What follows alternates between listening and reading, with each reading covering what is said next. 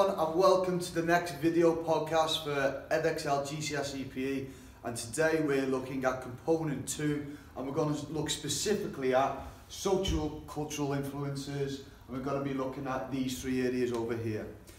As with all the video podcasts, make sure you got your note sheets ready. Anything that is underlined, pause the video, make a note of it and make sure you copy those down. And if you need to rewind or go back and look at something again, feel free to do so as the video progresses. So what we're going to look at today, we're going to be looking at what we call socio-cultural influences.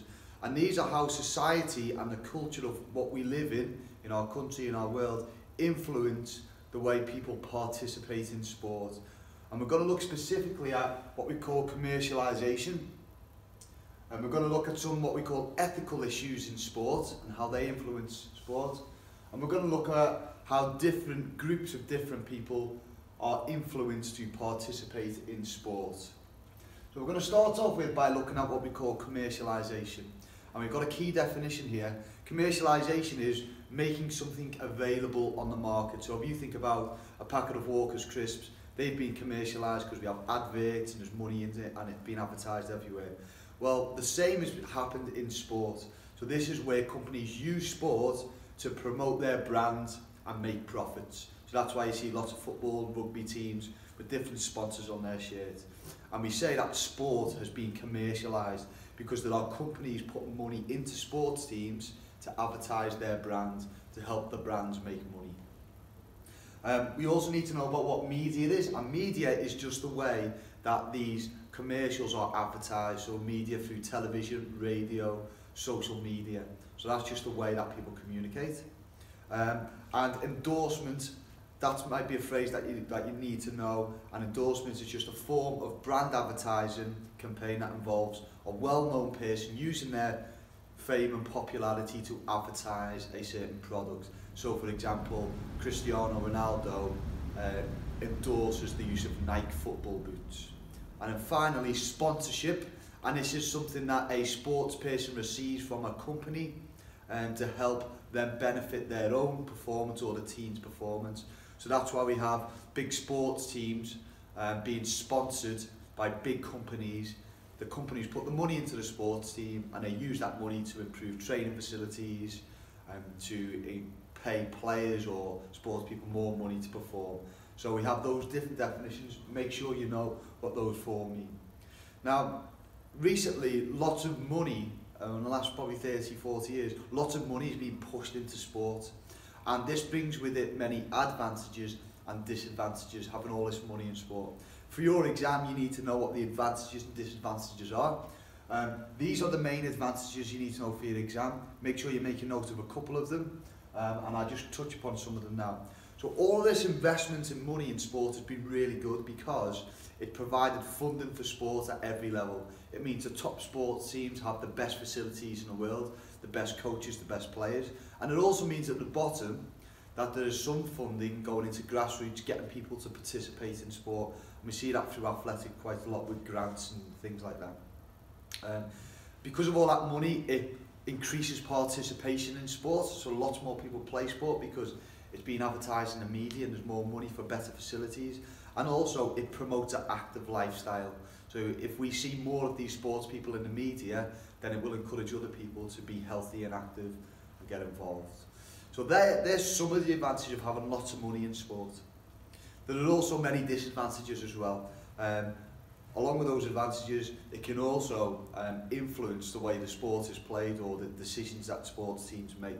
And one of the main disadvantages is that money in sport can influence the decisions that sports people take. So for example, there was a famous story of a footballer for Brazil called Ronaldo, who was sponsored by Nike. They got to the World Cup final. Nike wanted Ronaldo to play in the final because he would be wearing a Nike kit and a Nike boots. They get lots of brand exposure. But Ronaldo was actually ill and injured for that game and didn't want to play because his performance level would have dropped. And actually what happened was he was almost forced to play, didn't play well, and that was just a negative influence of sponsorship and money in sport. Another disadvantage is that seat prices can increase, because if you build a brand new stadium, it costs lots of money. The clubs and the teams and the sponsors want a return on that investment, so the clubs have to have high seat prices to get lots of people involved. It can also influence when and where a sport takes place. So quite often you'll see NFL teams coming over to England and are playing an NFL game in a completely different continent, which is a disadvantage for the sport team doing lots of travelling. But the companies are forcing that, so there's brand exposure over our side of the world, so that the American teams get more participation. So they can also influence in a really bad way. So make sure you know the advantages and the disadvantages of commercialisation in sport and the influences that they have. The next part we're going to look at what we call participation on social groups, and we are part of lots of different groups in our world, and they influence the types of sport and our participation that we take part in. So for example, your gender has a big influence on the types of sports that you take part in. So for instance, there are some gender specific sports, or some sports that are considered female and male sports. So for instance, netball being a good example, that is a predominantly female sport, and culturally and socially we accept that to be a female sport, even though men can play that game as well. Most women play that sport in a country like ours because it's classed as a female sport. We do have men and women's teams in rugby, but it's generally known as a physical sport, so that's associated with men, and lots of men participate in this sport because it's classed as a male sport, even though it can be played by both. And sometimes we have mixed sports as well, and that's just down to your gender. A little bit of data for you: 40% of men take part in sports and 31% of women take part in sport. That was a recent survey done. So your gender will influence the types of sport you play and how much participation you're involved in. Another influence on the types of sports and participation is age. So there are a lot of age-specific sports. So for instance, being a Formula 1 driver, you obviously need to have a driver's license to be able to do that. So that mitigates anyone under the age of 17 in England being able to be a driver. So that has a big influence. There are other sports associated with it, with being elderly as well. So bowls, because it's not a high-intensity sport and it's more suited to the fitness levels of someone that age. And then we have lots of sports as well that are catered to younger people and to older people. So you need to know how age influences the type of sport you play, and know some examples. Another big influence on participation is what we call our socio-economic group. Now, society is divided into different groups. Upper classes at the top, generally people with the most money, all the way down to the lowest income of people with money. And the amount of money that you have will influence the sport you play. I came from a working class background, and I played a lot of football because we had local grass fields and we didn't need a lot of money to play, we just needed a ball, some jumps for goalposts. So that was a sport that I participated in because of the socio-economic class that I was part of. A sport like polo, you need a horse, you need a big field, and it's generally associated with people with lots of money or the upper classes. So depending on your socio-economic group will influence what sport you participate in. Make sure you know some examples of your own for that. Another influence is your ethnicity. So depending on your ethnic group or where you're born in the world will influence what type of sport you play. So for instance, if you're born in Australia or you're Australian, you're likely to play things like cricket, Aussie rules football, surfing. England, football, rugby, netball. India, really popular with cricket.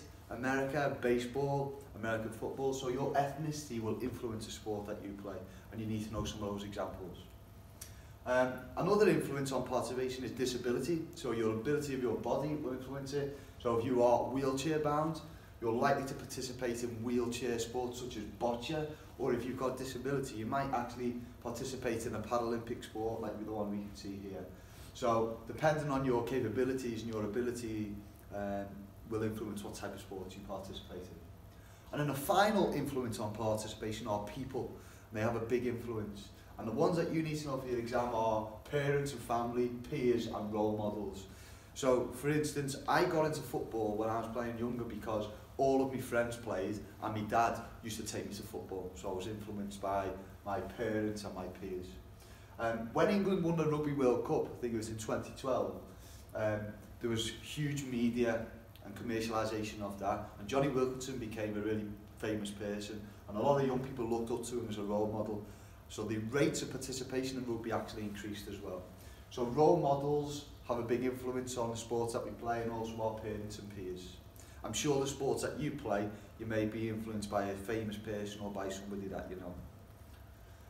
The final section we're going to look at is what we call ethical issues. There are lots of different issues in sport. And the question I ask is, if you could cheat and get away with it, would you do it? And with that question, it brings a lot of issues. And in sport, there are many issues, and one of them is around cheating. And there are some athletes that cheat in sport. Some famous examples here: Lance Armstrong, drug cheating; Thierry Henry, handballing the ball into the goal in a game. So there are lots of different examples. So why do people cheat? Well, first of all, for your exam, we see the word cheat as being deviant, and this is a definition you need to know. So deviant is the behaviour that falls outside the norms of what is thought to be acceptable and goes against the values or laws of the sport. So a low blow, if you like, or diving in sport. So we call that, anything that goes against the norms of the sport, we call that deviant. Make sure you know that definition. So why are sports people deviant? Why are there people out there that do that? Well, there are many reasons. Here's some of the main ones. Pressure to win. So if there's pressure on you to win, you might actually, if you can cheat and get away with it, you might do it. A win at all cost mentality. Lots of professional athletes want to win, even if it means cheating and getting away with it. And some people just have a lack of moral code and don't really care for the ethos of the sport. So lots of sports people are deviant, and these are some of the reasons. Make sure you make a note of these. So there are two types of deviance you need to know for your exam. There's negative deviance, which is purposely breaking the rules to gain an advantage. And an example of this might be taking drugs, performance enhancing drugs. So that's negative, you're doing it on purpose. And there's also positive deviance, which is where there's no intention, but you obviously bend the rules without really meaning to do it. So it might actually mean accidentally injuring somebody or committing a foul with no intention of doing it. You need to know negative and positive deviance for your exam.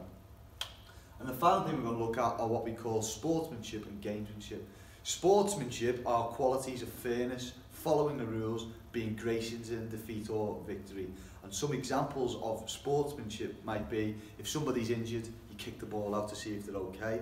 Or it might be, if somebody's fell over and got injured, you go over and help them up. That's being a good sportsman or sports person and showing sportsmanship. And then we have what we call gamesmanship, and it's just bending the rules or the laws of the activity without actually breaking them. So you're sort of playing the game a little bit. So it might be, if you're being tackled or hit, you might deliberately exaggerate the movement so it looks more obvious that it's a foul. Or it might be time wasting to prevent another team scoring at the end of a game. So that is gamesmanship. Okay, so we've looked at quite a lot today, so make sure you go back through the notes, but in summary, we've looked at commercialisation, the advantages and disadvantages of commercialisation of money in sport. Make sure you know some examples of that. We've looked at what we call deviance in sport and the positive and negative impacts of that. And we looked at sportsmanship and gamesmanship, some examples, so make sure you know those examples. And we also looked at how your social group influences your participation. And those were the main areas that we looked at. Thank you for watching the video podcast today. Make sure you go back through your notes or go back through the video if you've missed anything. Make sure you bring your notes to your next lesson. Thank you very much.